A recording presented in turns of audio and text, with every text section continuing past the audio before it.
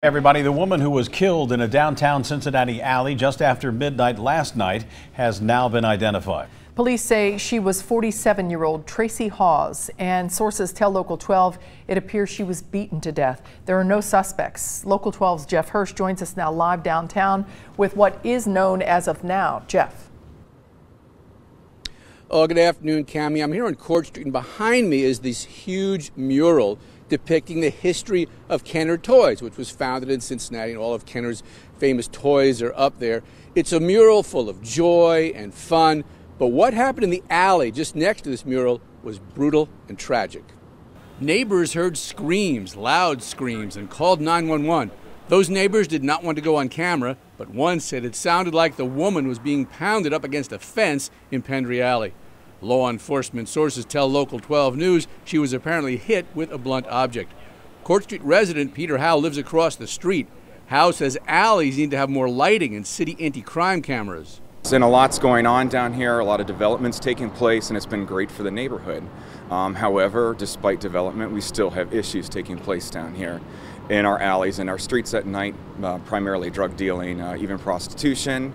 It has improved over the years, certainly, as development has moved into the area. However, it's still an issue that, plagues this area of downtown. The last known address for Tracy Hawes, which could be found from court records, a pedestrian citation in 2014, was this small apartment building in Elmwood Place. It's owned by the County Community Mental Health Board. The board will not confirm anything about Hawes. However, in general terms, residents of mental health board buildings like this have been determined to have some sort of mental problem. Court records show Hawes with several misdemeanors. In at least 2 of those, she was committed to the Summit Behavioral Health Facility because she was declared incompetent to stand trial. Meantime, Court Street resident Peter Howe says while the neighborhood is getting better, more development, the dark alleys are still sites for drug deals and prostitution. I feel safe down here. It's just a matter of, there's still threats that loom in the area. I see drug deals take place when I let out my dogs. The problems are there. Homicide, though, is very, very rare in the Central Business District. This is the second homicide of the year in the Central Business District Police Unit. The first one was one woman who ran over another. That was not random. That was an interpersonal dispute. As for what happened here, did these people know each other? At this point, nobody's saying they don't know.